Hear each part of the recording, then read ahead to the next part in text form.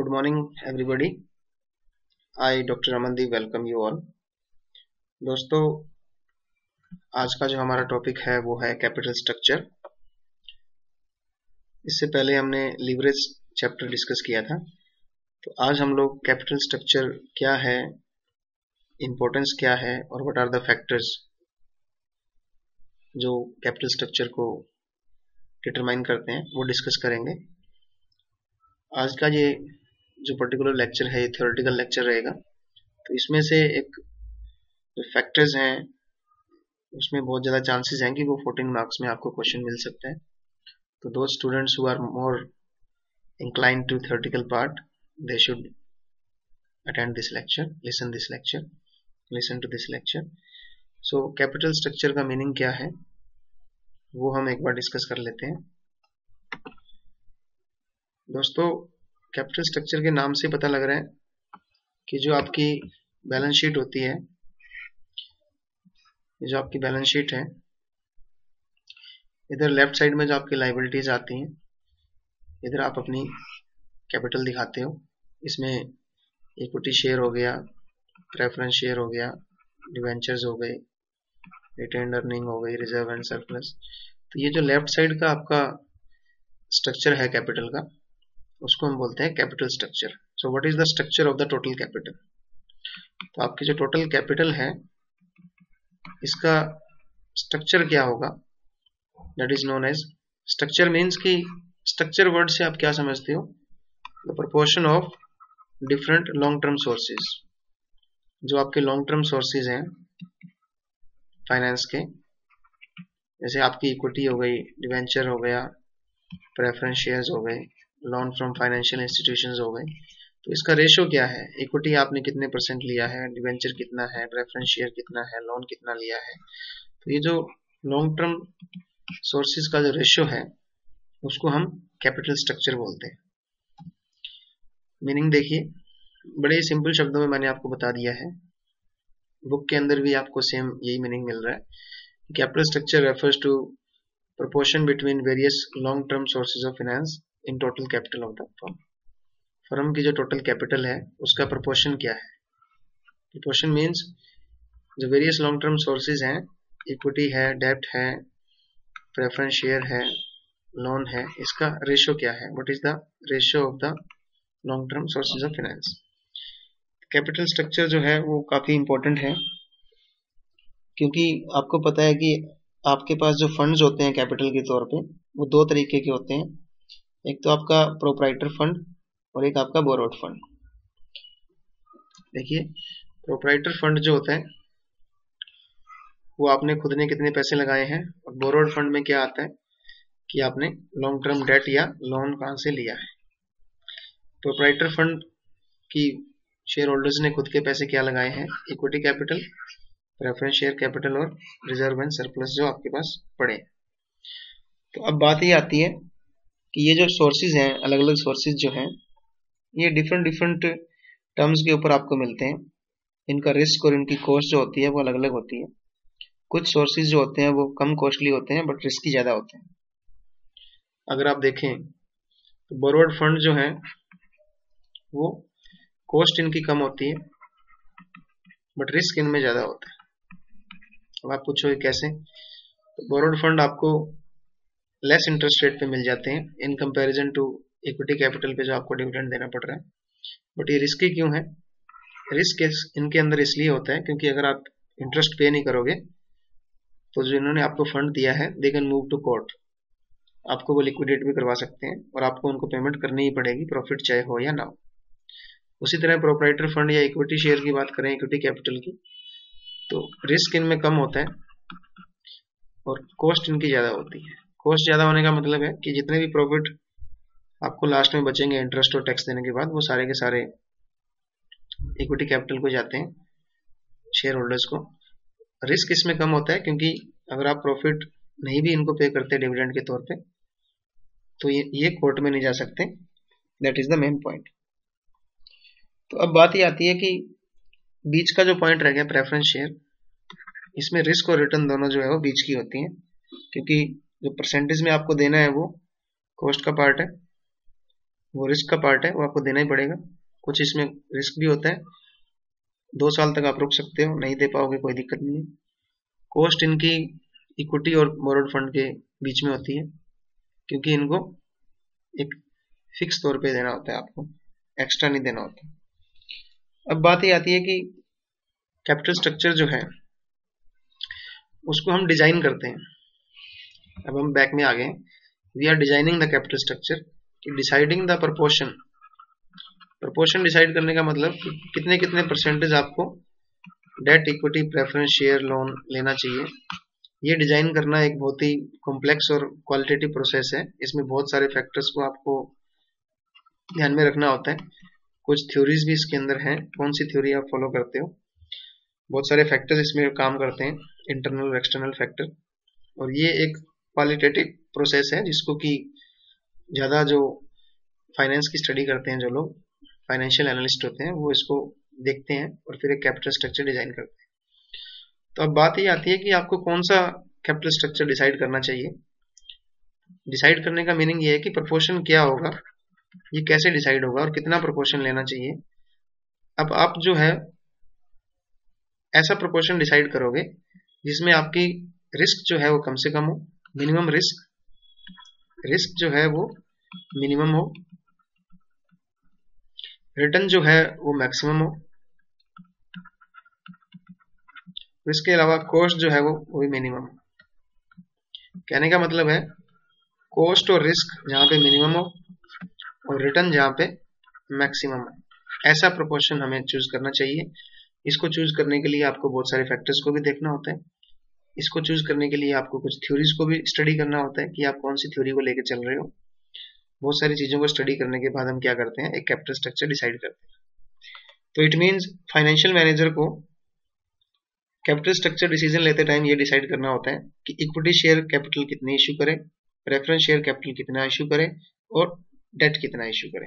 That is the capital structure decision. Importance क्या है capital structure की। अब देखिए बहुत सारी बातें आपको ध्यान रखनी होती हैं, और कैपिटल स्ट्रक्चर जो है वो one of the most strategic decision होता है फाइनेंशियल मैनेजमेंट का, क्योंकि आपको बहुत सारे इसमें ध्यान रखना पड़ता है कि आपको कितना, कहाँ से कितना पैसा लेना है, उसका आपको प्रोपोर्शन डिसाइड करना होता है कि आपको वेरियस सोर्सेज ऑफ फाइनेंस जो है कहाँ से आप फाइनेंस लोगे और कितने परसेंटेज के तौर पे लोगे, कितना उसका प्रोपोर्शन होगा। ये डिसाइड करना एक बहुत ही मुश्किल टास्क है। तो अगर आपने राइट कैपिटल स्ट्रक्चर ले लिया तो इससे आपकी कॉस्ट और रिस्क जो है वो दोनों कम होंगे और आपकी रिटर्न जो है वो मैक्सिमम होगी। और यही तो हम चाहते हैं, shareholders wealth maximisation objective हमारा यही तो कहता है कि कॉस्ट कम से कम आए और रिटर्न ज्यादा से ज्यादा आए। किसके लिए? इक्विटी शेयर होल्डर्स के लिए। तो सबसे पहली बात है कि कैपिटल स्ट्रक्चर इंपॉर्टेंट क्यों है, क्योंकि एक तो ये बताता है कि आपने रिस्क कितना लिया है। रिस्क लेने का मतलब कि आपने डिवेंचर और डेट कितना लिया है और आप कितना रिस्क ले सकते हो, क्योंकि आपको फिक्स परसेंटेज देना पड़ता है इंटरेस्ट के तौर पे। अगर आपने ज्यादा डेट लिया है तो इट मींस आपने ज्यादा रिस्क अज्यूम कर रखा है, आपने ज्यादा रिस्क लिया हुआ है। Capital structure determines the cost of capital of the firm. Ultimately आपको ये भी पता लगता है कि आपकी जो एवरेज कॉस्ट आई है, value added cost of capital, वो कितनी आई है, और जो प्रोपोर्शन आपने लिया है उसी के बेस पे हम WACC निकालते हैं, आपको याद होगा। तीसरा, फ्लेक्सिबिलिटी और लिक्विडिटी को भी ये अफेक्ट करता है। अगर आपने ऐसा कैपिटल स्ट्रक्चर बनाया है जो फ्लेक्सिबल नहीं है तो आप प्रॉब्लम में पड़ जाओगे। तो आपका कैपिटल स्ट्रक्चर जो है वो फ्लेक्सिबल होना चाहिए, मींस कि जब भी आपको पेमेंट करनी है तो आप पेमेंट कर पाएं डिवेंचर्स को या इक्विटी शेयर्स को, और जब भी आपको एक्स्ट्रा पैसे चाहिए तो आप वो भी ले पाएं। लिक्विडिटी का मतलब है कि कहीं ऐसा ना हो कि आपके पास प्रॉफिट तो आपके बहुत हो रहे हैं पर आपके पास पे करने के लिए पैसे नहीं है, क्योंकि आपके पैसे डेटर्स में, स्टॉक में फंसे हुए हैं। तो इन चीजों का भी आपको ध्यान रखना होता है। दूसरा, it affects the control of the owner of the firm. अगर देखिए आपने ज्यादा इक्विटी इश्यू की हुई है तो आपका जो कंट्रोल है वो काफी फैला हुआ है, क्योंकि इक्विटी शेयर होल्डर्स जो होते हैं वो पूरे इंडिया में, पूरे वर्ल्ड में फैले होते हैं। अगर आप दोबारा इक्विटी इश्यू करते हो तो आपकी जो ओनरशिप है वो और ज्यादा डाइल्यूट हो जाएगी, और ज्यादा फैल जाएगी, जिससे कि आपको डिसीजन लेने में प्रॉब्लम होगी। तो अगर आप अपने कैपिटल स्ट्रक्चर में डेट को ज़्यादा रखते हो तो ये ज़्यादा अच्छी बात है, क्योंकि इसमें जो बाकी ओनर्स बच गए हैं वो थोड़े से रह जाएंगे, जो इक्विटी शेयर होल्डर्स हैं, कंट्रोल उन्हीं का रहेगा। तो इसलिए कैपिटल स्ट्रक्चर इंपॉर्टेंट है। ये आपकी रिस्क को बताता है, कॉस्ट ऑफ कैपिटल को बताता है, और इससे पता भी लगता है कि कंट्रोल कहाँ पे है। अब एक टर्म आती है ऑप्टिमम कैपिटल स्ट्रक्चर। तो ऑप्टिमम कैपिटल स्ट्रक्चर क्या है? वो proportion, different sources of finance का वो प्रपोर्शन, कि आपने जो प्रपोर्शन डिसाइड किया है, आपने डिफरेंट परसेंटेज डिसाइड कर दी कि हम 20% डेट ले रहे हैं, 30% हम इक्विटी ले रहे हैं, और बाकी 50% हम प्रेफरेंस शेयर ले रहे हैं। तो अगर आपने मान लो ये डिसाइड कर दिया, और अगर इस रेशो के ऊपर आपकी कॉस्ट जो है वो मिनिमम आ रही है और आपकी जो रिटर्न है वो मैक्सिमम आ रही है, तो इसको हम बोलते हैं optimum capital structure.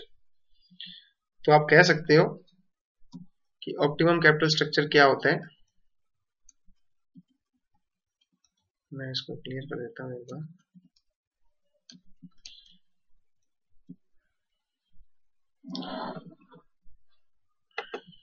Optimum capital structure आप किसको कहोगे? वो प्रोपोर्शन जिसमें आपका मार्केट वैल्यू जो है वो मैक्सिमम है और जो कॉस्ट है वो मिनिमम है। यही मैंने आपको बताया, ऑप्टिमम कैपिटल स्ट्रक्चर वो स्ट्रक्चर है जहां पे आपका मार्केट वैल्यू मैक्सिमम और cost of capital minimum, cost आपकी मिनिमम आ रही है, वैल्यू आपकी मैक्सिमम आ रही है, उस कैपिटल स्ट्रक्चर को हम क्या बोलेंगे? Optimum capital structure. अब ऑप्टिमम कैपिटल स्ट्रक्चर की क्वालिटीज क्या क्या होंगी, क्या क्या इसके फीचर्स हैं, क्या क्या खास बात है इसकी। सबसे पहली बात तो है सिंपल होना चाहिए। आपका जो कैपिटल स्ट्रक्चर है वो सिंपल होना चाहिए, इसमें ज़्यादा आइटम्स नहीं होनी चाहिए। स्टार्टिंग में जब आप कैपिटल लगाते हो तो आप इक्विटी से और प्रेफरेंस शेयर में ही लगाते हो और minimum type of long term securities रखते हो। और जब भी आप स्टार्टिंग में बिजनेस स्टार्ट करते हो तो इक्विटी और प्रेफरेंस शेयर ही आपको इशू करनी चाहिए, और डेट इंस्ट्रूमेंट जो है वो आपको लेटर स्टेज पे इशू करने चाहिए। और डेट इंस्ट्रूमेंट में भी आपको नए नए तरह के अलग अलग टाइप के इंस्ट्रूमेंट नहीं लेने चाहिए, अपने कैपिटल स्ट्रक्चर को सिंपल रखना चाहिए। दूसरा पॉइंट है फ्लेक्सिबिलिटी। आपका कैपिटल स्ट्रक्चर जो है वो फ्लेक्सिबल होना चाहिए, एडिक्वेटली फ्लेक्सिबल होना चाहिए, कि जब भी आप इसको चेंज करना चाहें तो चेंज कर सकते हैं। अगर कंपनी को कुछ चेंज करना पड़ रहा है अपने कैपिटल स्ट्रक्चर में, तो स्ट्रक्चर को चेंज करने में मिनिमम कॉस्ट लगे और डिले भी ना हो, क्योंकि सर्कमस्टांसेस चेंज हो गए हैं। तो अगर आपका डेट यूज किया हुआ है तो वो ज़्यादा फ्लेक्सिबल होता है, क्योंकि आप उसकी पेमेंट जल्दी कर सकते हो बजाय कि इक्विटी कैपिटल की। तो डेट, अगर आप अपने कैपिटल स्ट्रक्चर को फ्लेक्सिबल रखना चाहते हो तो डेट थोड़ा ज़्यादा यूज करना चाहिए, क्योंकि डेट की आप पेमेंट कभी भी कर सकते हो और डेट को आप कभी भी रिडीम कर सकते हो। तो ये फ्लेक्सिबिलिटी के लिए अच्छा रहता है। फिर है मिनिमम रिस्क। मिनिमम रिस्क का मतलब है कि कैपिटल स्ट्रक्चर जो है उसमें रिस्क सबसे कम हो। अगर आपको रिस्क कम रखना है तो आपको डेट कम यूज करना चाहिए, क्योंकि डेट जब ज़्यादा यूज करते हो तो उसमें रिस्क ज़्यादा होता है।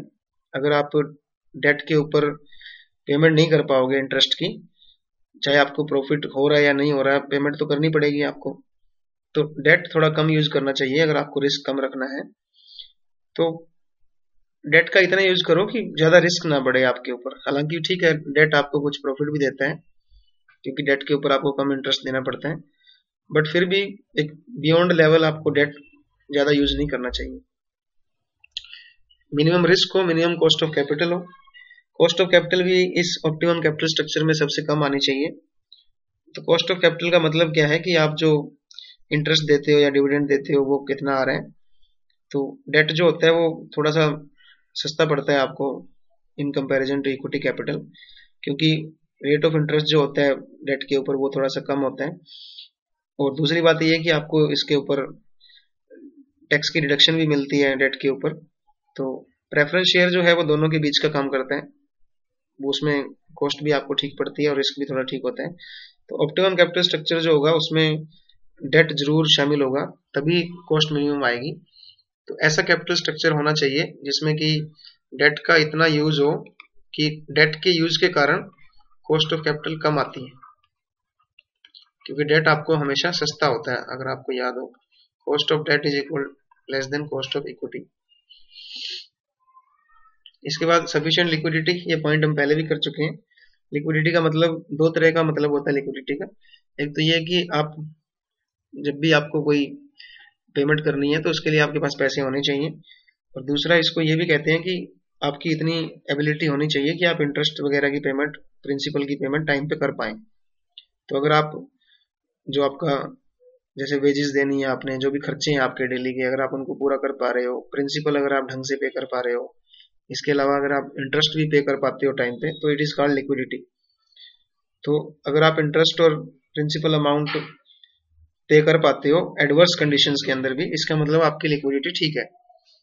तो लिक्विडिटी का मतलब ये होता है कि अगर मान लो कोई बुरी कंडीशन आ गई है 2-4 महीने के लिए, अभी कोरोना चल रहा है, अभी मान लो 21 दिन का लॉकडाउन लगा था, 21 डेज का, तो अगर 21 डेज में ही कुछ लोगों के पास बिल्कुल भी पैसा नहीं था, तो इट मीन्स कि उसकी लिक्विडिटी अच्छी नहीं थी, वो सारे के सारे पैसे उड़ा रखे थे उन्होंने, उसके पास नगद नहीं था कुछ भी। हो सकता है उसके पास सोना पड़ा हो, जमीन पड़ी हो, बट वो अपने 21 दिन में अगर वो दिवालिया हो गया है तो it's a matter of concern. तो लिक्विडिटी का मतलब होता है कि ऐसा कैपिटल स्ट्रक्चर हो कि आप इतना ज्यादा आपने इंटरेस्ट ना ले रखा हो, डेट ना ले रखा हो कि आप इंटरेस्ट की पेमेंट ही नहीं कर पाओ, तो वो लिक्विडिटी भी होनी चाहिए आपके पास। नेक्स्ट पॉइंट है आपका मैक्सिमम प्रॉफिटेबिलिटी। मैक्सिमम प्रॉफिटेबिलिटी का मतलब है, इधर ये पॉइंट इधर आ गए हैं राइट साइड में, तो let me erase maximum profitability. अब देखिए ऑप्टिमम कैपिटल स्ट्रक्चर की खास बातों में एक बात यही थी कि रिस्क मिनिमम हो, कॉस्ट ऑफ कैपिटल मिनिमम हो, लिक्विडिटी हो, प्रॉफिट मैक्सिमम हो। प्रॉफिटेबिलिटी मैक्सिमम मतलब रिटर्न मैक्सिमम आए। तो कैपिटल स्ट्रक्चर जो है वो कंपनी का वो ऐसा होना चाहिए कि वो मैक्सिमम रिटर्न दे इक्विटी शेयर होल्डर्स को, यही तो हम चाहते हैं। अगर ज्यादा अर्निंग की अगर संभावना है रिटर्न आने की, तो हमें क्या करना चाहिए? अगर आपको लगता है कि रिटर्न बहुत अच्छी आने वाली है, तो हमें ज्यादा डेट का यूज करना चाहिए। अगर आपको अच्छी रिटर्न आने के चांसेस लग रहे हैं तो you should use more debt. क्यों? क्योंकि cost of debt is less than cost of equity. Debt आपको आसानी से मिल जाता है। डेट यूज करने के दो फायदे होते हैं, एक तो इंटरेस्ट रेट कम होती है और दूसरा टैक्स डिडक्शन मिल जाती है। तो इससे क्या होता है? मैक्सिमम प्रॉफिटेबिलिटी मिलती है किसको? Share holders. नेक्स्ट पॉइंट है रिटेनिंग कंट्रोल। अब देखिए कैपिटल स्ट्रक्चर जो है वो ऐसा होना चाहिए कि जो प्रेजेंट मैनेजमेंट है उसके पास कंट्रोल रहे। अब मैनेजमेंट किसके पास होती है? शेयर होल्डर्स के पास। तो अगर आप चाहते हो कि मैनेजमेंट का जो कंट्रोल है वो शेयर होल्डर्स के पास ही रहे, तो आपको डेट जो है वो थोड़ा सा कम यूज करना चाहिए, क्योंकि वो ज्यादा यूज करना चाहिए डेट। क्योंकि अगर आप कंट्रोल अपने पास रखना चाहते हो, मान लो अभी शेयर होल्डर्स के पास कंट्रोल है, ध्यान से समझना, और नए आपको नए पैसा चाहिए, फाइनेंस आपको ज्यादा चाहिए, अभी और फाइनेंस चाहिए, तो इसके लिए आपको अब डेट इश्यू करना चाहिए या इक्विटी इश्यू करनी चाहिए। अब देखिए अगर आप इक्विटी इश्यू करते हो तो और शेयर होल्डर्स ऐड हो जाएंगे पुरानों के साथ, तो इससे आपका कंट्रोल जो है वो बढ़ जाएगा, वो डाइल्यूट हो जाएगा। तो अगर आप डेट यूज करते हो तो डेट होल्डर जो होता है उसका कोई कंट्रोल नहीं होता है, उसको तो बस इंटरेस्ट चाहिए। इस केस में आपको कंट्रोल आपके पास ही रहेगा। तो अगर आप कंट्रोल रखना चाहते हो फिर तो आपको डेट यूज करना चाहिए, और अगर आप चाहते हो कि कंट्रोल का कोई खास चक्कर नहीं है फिर आपको इक्विटी इशू करनी चाहिए। अननेसेसरी रिस्ट्रिक्शंस को अवॉइड करना चाहिए। अननेसेसरी रिस्ट्रिक्शन का क्या मतलब होता है कि जब आप लोन लेते हो फाइनेंशियल इंस्टीट्यूशन से तो बहुत सारी रिस्ट्रिक्शंस लगाती हैं। जब भी आप मान लें आपने किसी आईसीआईसीआई से या आईडीएफसी से लोन लिया है, तो ये लोग काफी रिस्ट्रिक्शंस लगाते हैं आपके ऊपर, फर्म के ऊपर, कि आप लोग नई इक्विटी इश्यू नहीं कर सकते, आप लोग ज्यादा फाइनेंस और नहीं ले सकते। तो इस तरह से लोन हमें नहीं लेना चाहिए जिससे कि हमारे ऊपर रिस्ट्रिक्शंस लगे। लास्ट पॉइंट है लीगल रिक्वायरमेंट्स। कुछ लीगल रिक्वायरमेंट्स भी आपको फुलफिल करनी होती है, जो government time to time rules and regulation लगाती रहती है कि आप कितनी इक्विटी इश्यू कर सकते हो, कितना डिवेंचर इश्यू कर सकते हो। कुछ आपको रेशियो भी फॉलो करना होता है। मान लो 50% इक्विटी और 50% डेट आप चल रहा है मार्केट के अंदर, वही आपको फॉलो करना होता है। इसके अलावा सेबी जो है वो गाइडलाइंस इशू करती रहती है। इसके अलावा जो स्टॉक एक्सचेंजेस हैं वो भी अपनी गाइडलाइन इशू करती रहती हैं। इन सबको भी आपको फॉलो करना चाहिए। तो ये सब कुछ क्वालिटीज हैं ऑप्टिमम कैपिटल स्ट्रक्चर की। तो अब ऑप्टिमम कैपिटल स्ट्रक्चर जो है वो ये क्वेश्चन 7 मार्क्स में आ सकता है। तो पहली बात है कि सिंपल होना चाहिए, इसमें इक्विटी, डेट और जो प्रेफरेंस शेयर है वो ही बस होनी चाहिए, ज़्यादा नए नए तरह के इंस्ट्रूमेंट नहीं होने चाहिए। It should be flexible, risk कम होना चाहिए, कॉस्ट ऑफ कैपिटल सबसे कम होनी चाहिए, लिक्विडिटी होनी चाहिए, प्रॉफिटेबिलिटी मतलब कि शेयर होल्डर्स को रिटर्न ज़्यादा आनी चाहिए, और कंट्रोल अगर अपने पास रखना चाहते हो तो ज़्यादा डेट यूज़ करो, कंट्रोल नहीं रखना चाहते तो ज़्यादा इक्विटी यूज़ करो, फाइनेंशियल इंस्टीट्यूशन से लोन कम लो ताकि रिस्ट्रिक्शंस ना लगे, और सेबी की और गवर्नमेंट की और स्टॉक एक्सचेंज की गाइडलाइंस को फॉलो करो। ऐसा ऑप्टिमम कैपिटल स्ट्रक्चर होना चाहिए। अब बात आती है कि फैक्टर्स कौन कौन से हैं जो कैपिटल स्ट्रक्चर को डिटरमाइन करने में अफेक्ट करते हैं। तो ये 14 मार्क्स में एक क्वेश्चन आने के बहुत ज़्यादा चांसेस हैं। तो ये क्वेश्चन, क्योंकि इसके अंदर लगभग 19 पॉइंट्स हैं, तो 14 या 20 मार्क्स का ये क्वेश्चन बनता ही बनता है। तो सीधा क्वेश्चन आएगा कि what are the determinants of capital structure, और कौन कौन से फैक्टर हैं जिससे कैपिटल स्ट्रक्चर प्रभावित होता है। तो कैपिटल स्ट्रक्चर मैंने आपको बताया कि क्या होता है, कि प्रपोर्शन क्या होगा, proportion of sources of finance, कि कौन से सोर्स से आपको कितना पैसा लेना है, ये आपको डिसाइड करना होता है कैपिटल स्ट्रक्चर में। तो सबसे पहली बात होती है nature and size of the firm, कि फर्म का साइज क्या है और नेचर क्या है। देखिए, अगर आपका बिजनेस का साइज छोटा है, अगर आपका स्मॉल साइज बिजनेस है, तो फिर आपको, क्योंकि डेट आपको कोई देगा नहीं, आपका छोटा बिजनेस है और आपको बहुत ज़्यादा कंडीशंस को फॉलो करना पड़ेगा जब भी आप डेट लेने जाओगे, बैंक से लोन लेने जाओगे, क्योंकि आपका बिजनेस का साइज छोटा है, तो आपको इक्विटी पे और प्रेफरेंस शेयर पे ज़्यादा भरोसा करना पड़ेगा। तो इनको, जब भी आप छोटी फर्म होती है उसको जब लोन लेने के लिए जाना होता है तो उसको बहुत सारी डिफिकल्टीज आती हैं, क्योंकि रेट ऑफ इंटरेस्ट बहुत ज़्यादा लगता है और बहुत सारी कंडीशंस भी आपको फॉलो करनी पड़ती है, और जो बैंक आपको डेट होल्डर जो आपको लोन देता है उसके ऊपर बहुत सारी रेस्ट्रिक्शंस भी लगाता है वो। तो इस तरह के केस में जो साइज आपका छोटा होता है तो आपको ज़्यादा इक्विटी ही इशू करनी पड़ती है आपको, क्योंकि लोन आपको मिलता नहीं है। तो ये भी छोटी कंपनी जो होती हैं वो शेयर कैपिटल जब इशू करती है तब भी उनको बहुत सारी प्रॉब्लम्स आती हैं कैपिटल मार्केट के अंदर। पहली बात तो ये है कि छोटी कंपनी जो होती हैं उनको, स्मॉल कंपनीज को, उनका कैपिटल बेस छोटा होता है तो वो अपने आप को रजिस्टर नहीं कर सकती स्टॉक एक्सचेंज पे। दूसरी बात ये है कि छोटा, जब उनका स्मॉल साइज होता है उनकी कैपिटल का, तो कॉस्ट जो आती है वो बहुत ज़्यादा आती है। तीसरी बात ये है कि अगर आप ज़्यादा कैपिटल इशू करते हो तो जो एग्जिस्टिंग शेयर होल्डर हैं उनको अपना कंट्रोल खोता हुआ नजर आता है। तो इन सब बातों के हिसाब से आपको पता लग गया होगा कि स्मॉल कंपनीज जो होती हैं वो, उनको बहुत प्रॉब्लम आती है किस चीज़ में, डेट इशू करने में भी और शेयर इशू करने में भी। तो जो स्मॉल कंपनीज होती हैं तो वो अपनी ग्रोथ जो है वो उसी तक रखना चाहिए उनको, जहाँ तक उनको अपने इंटरनल सोर्सेज से ही पैसा मिलता है बस। तो हमने ये समझा कि स्मॉल साइज जो कंपनीज होती हैं उनको एक तो डेट इशू करने में प्रॉब्लम आती है, क्योंकि उनको इंटरेस्ट बहुत देना पड़ता है, उनको रिस्ट्रिक्शंस होती हैं, उनको बहुत डिमांड माननी पड़ती है।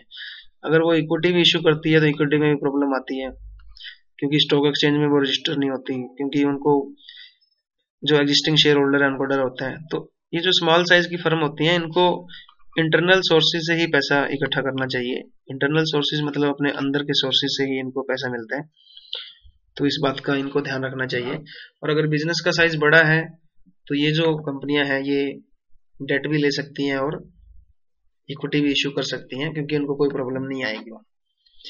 स्टेबिलिटी ऑफ द अर्निंग, अगर आपको लगता है कि फ्यूचर में आपकी जो अर्निंग है वो स्टेबल रहेगी, रेगुलर रहेगी आपकी अर्निंग, तो आप ज़्यादा डेट का यूज़ कर सकते हो, क्योंकि डेट के ऊपर आपको इंटरेस्ट देना होता है। अगर आपकी अर्निंग लगातार हो रही है तो आप डेट को इशू कीजिए, इंटरेस्ट पे कीजिए। अगर आपकी अर्निंग स्टेबल नहीं है, रेगुलर नहीं है, तो आप ज़्यादा किसका यूज़ कीजिए, इक्विटी का। फिर है डिग्री ऑफ कंपटीशन, अगर कंपटीशन ज़्यादा है, मार्केट के अंदर ज़्यादा कंपटीशन है, तो आपको क्या करना चाहिए, ज़्यादा डेट का यूज़ नहीं करना चाहिए, क्योंकि कंपटीशन जब ज़्यादा होगा तो बहुत ज़्यादा चांसेस हैं कि आपके जो प्रॉफिट है वो कम हो सकते हैं।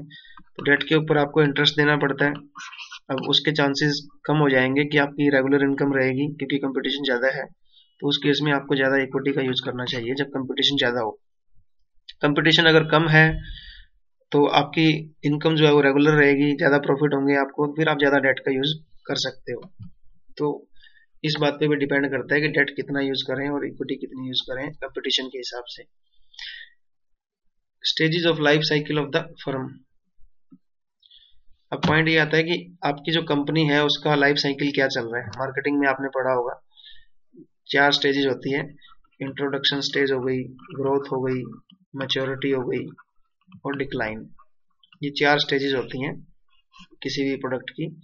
तो ये यूं चलता है। तो ये आपका इंट्रोडक्शन हो गया, ये ग्रोथ हो गई पूरी की पूरी, ये आपकी मैच्योरिटी आ गई और यहाँ डिक्लाइन हो गया। तो देखिए अब बात ये आती है कि कौन कौन सी स्टेज में आप चल रहे हो और उसके हिसाब से फिर आपको यूज करना होता है आपका लाइफ साइकिल कौन सा चल रहा है। अगर कोई फर्म जो है वो इनिशियल स्टेज में है तो इसके फेल होने के चांसेस ज़्यादा होते हैं, रिस्क ज़्यादा होता है, तो इसमें इक्विटी कैपिटल ज़्यादा इशू करनी चाहिए।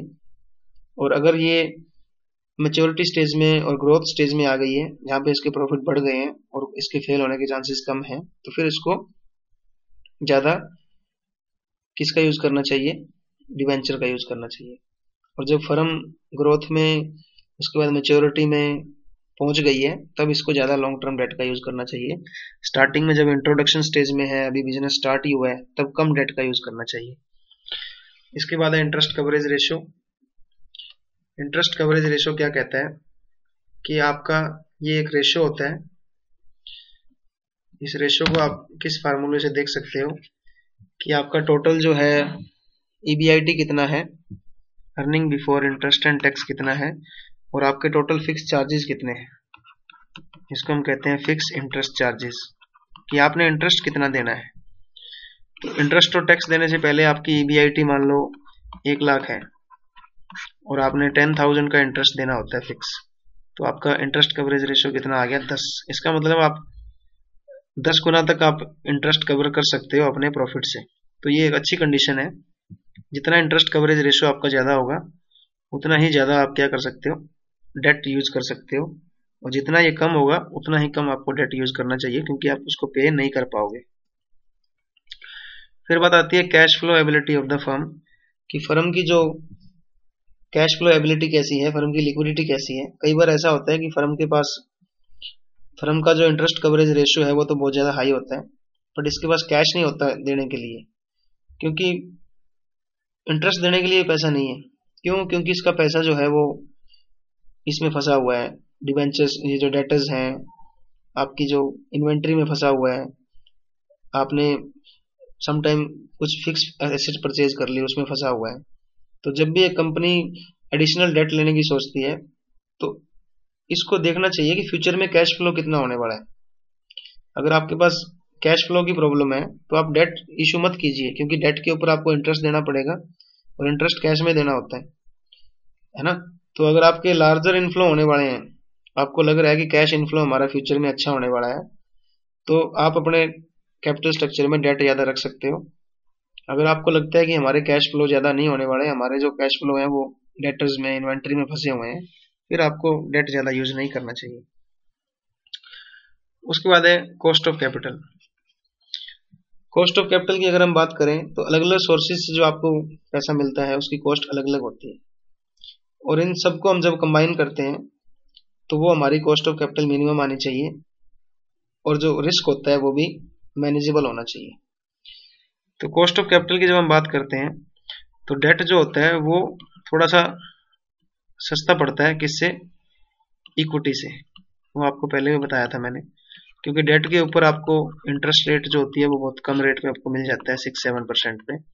और दूसरा ये है कि ये टैक्स डिडक्टेबल होता है, तो इसके ऊपर आपको सेविंग भी हो जाती है, और ये जो एक्स्ट्रा सेविंग होती है वो किसके पास चली जाती है, शेयर होल्डर्स के पास। तो इसलिए आपको डेट का यूज करना चाहिए।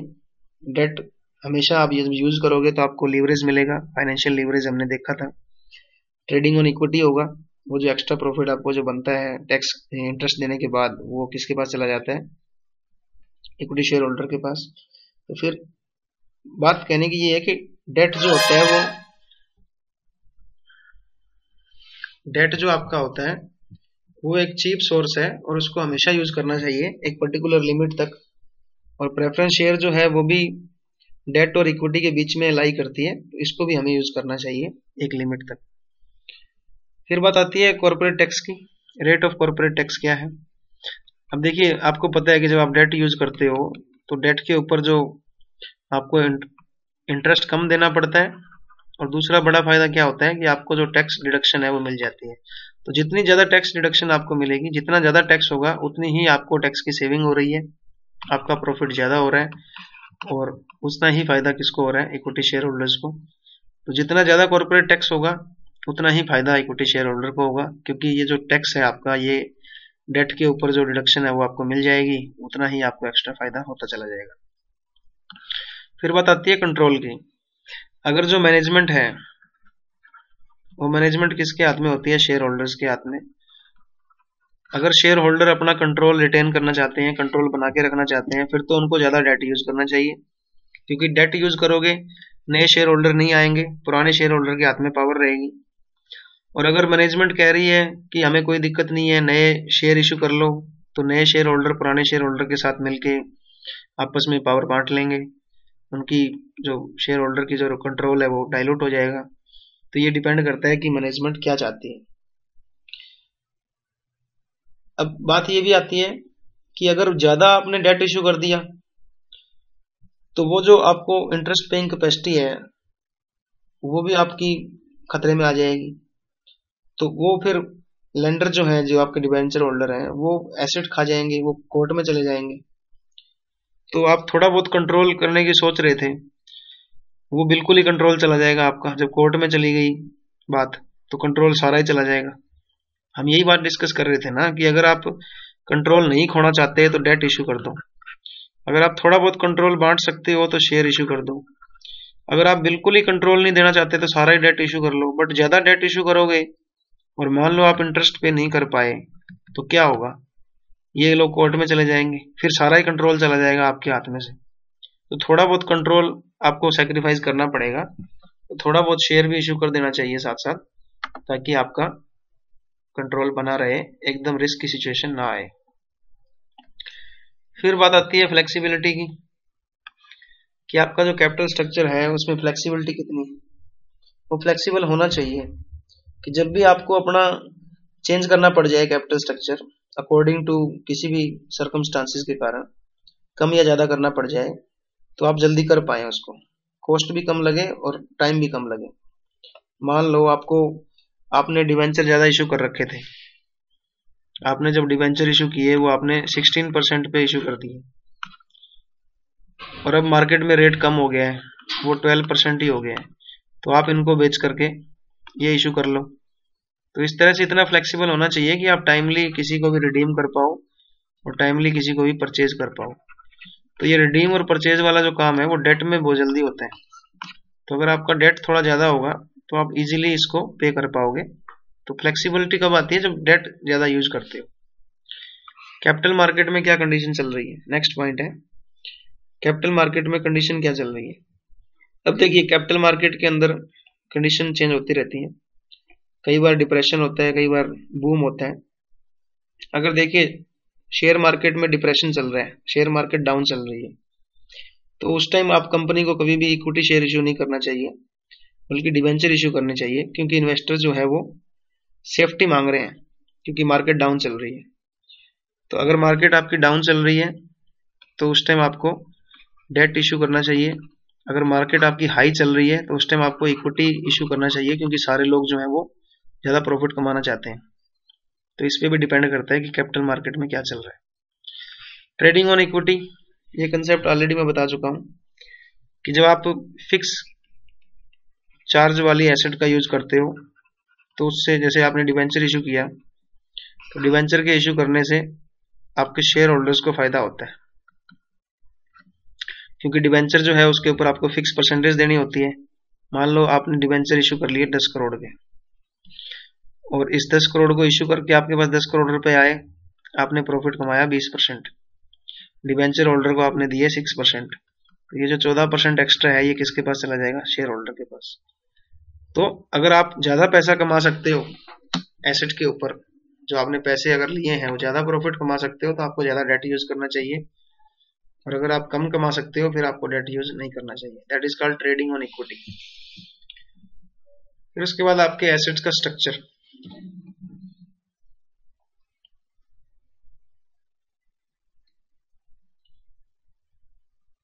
नेक्स्ट पॉइंट आपका है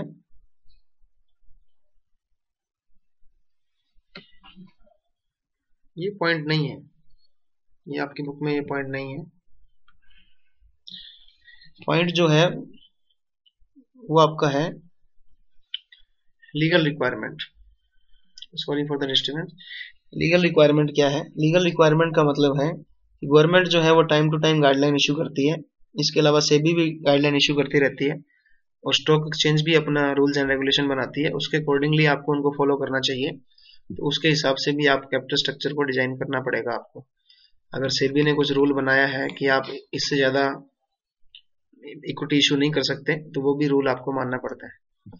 और उसके बाद है फ्लोटेशन कॉस्ट। देखिए फ्लोटेशन कॉस्ट की बात करते हैं तो वो स्टार्टिंग में जो आपको खर्चे करने होते हैं जब आप फाइनेंस रेज करते हो उसको हम बोलते हैं फ्लोटेशन कॉस्ट। इसमें आपका अंडरराइटिंग कमीशन आ गया, ब्रोकरेज आ गई, प्रिंटिंग और पब्लिसिटी के ऊपर जो खर्चा करते हो। तो डेट के ऊपर जो फ्लोटेशन कॉस्ट होती है वो कम होती है बजाय की इक्विटी शेयर के। तो इसका मतलब कि डेट ज्यादा यूज करना चाहिए। बट फ्लोटेशन कॉस्ट जो होता है वो एक ज्यादा बड़ा कोई पॉइंट नहीं है कि सोर्सेज ऑफ फाइनेंस क्या होना चाहिए। तो ये एक छोटा सा पॉइंट है, इसके ऊपर इतना ध्यान नहीं देना चाहिए क्योंकि जब आप शेयर ज्यादा यूज करते हो तो फ्लोटेशन कॉस्ट लगभग बराबर सी आती है। नेक्स्ट पॉइंट है leverage ratio of other firms. दूसरी फर्मों के अंदर जो आपकी सेम इंडस्ट्री के अंदर जो फर्म काम कर रही हैं उन फर्म्स का लीवरेज रेशियो क्या है उसको भी आपको ध्यान में रखना चाहिए। मान लो बाकी फर्म जो है वो 70% डेट यूज कर रही है, 30% इक्विटी यूज कर रही है, बाकी सारी फर्में यही फार्मूला लगा के चल रही है, तो आपको भी यही यूज करना चाहिए। इसको भी ध्यान में रखना चाहिए। Nature of investors. इन्वेस्टर्स की नेचर क्या है? अगर इन्वेस्टर जो आपके हैं, जो होने वाले इन्वेस्टर हैं, वो अगर रिस्क ले सकते हैं, अगर वो रिस्की हैं तो वो इक्विटी इशू करेंगे, इक्विटी में ज्यादा इंटरेस्टेड होंगे। अगर वो रिस्क नहीं लेना चाहते तो वो डेट को ज्यादा मानेंगे, तो वो डेट ज्यादा लेंगे। तो आपके इन्वेस्टर किस तरह के हैं? अगर वो रिस्क ले सकते हैं तो वो इक्विटी लेंगे, अगर वो रिस्क नहीं लेना चाहते तो वो डेट लेंगे। Consultation with banker and lender. जब भी आप अपना कैपिटल स्ट्रक्चर डिजाइन कर रहे हो तो बैंकर हो गए, लेंडर हो गए, इनको पता होता है, इनके अंदर जो बड़े बड़े ऑफिसर्स होते हैं जिनसे आप राय लेते हो उनको पता होता है कि बाकी फर्मों के अंदर क्या लीवरेज चल रहा है, फ्यूचर के अंदर कैपिटल मार्केट में क्या होने वाला है, मार्केट में क्या कंडीशन चल रही है। तो इनसे भी आपको राय लेनी चाहिए ताकि आपको पता लग जाए कि क्या आपके लिए सही है। मैनेजमेंट का एटीट्यूड क्या है? लास्ट पॉइंट है कि मैनेजमेंट जो आपकी है, आपकी जो कंपनी की मैनेजमेंट है, सारे के सारे जो ऊपर हमने डिस्कस किए हैं पॉइंट, वो फाइनली उन सबको ध्यान में रखते हुए, उन सब पॉइंट को देखते हुए डिसाइड होगा कि उनका एटीट्यूड क्या है। मैनेजमेंट जो होती है अलग अलग फर्मों के अंदर, उनकी अलग अलग स्किल्स होती हैं, उनके पास अलग अलग उनकी जजमेंट होती है, उनका एक्सपीरियंस अलग अलग होता है मैनेजमेंट का। कुछ मैनेजमेंट जो होती हैं वो रिस्की होती हैं, रिस्क लेना उनको पसंद होता है, तो जब वो ज्यादा रिस्क लेना चाहती हैं, ज्यादा रिस्क लेंगी तो उनका कॉस्ट ऑफ कैपिटल कम आएगा। तो सच मैनेजमेंट क्या करती हैं? They do not hesitate to take more date.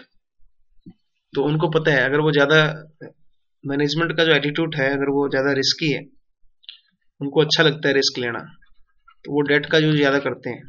हालांकि डेट के ऊपर आपको इंटरेस्ट देना पड़ेगा, बट उनको पता होता है कि हम इतना पैसा तो कमा ही लेंगे कि डेट के ऊपर हम इंटरेस्ट पे कर देंगे।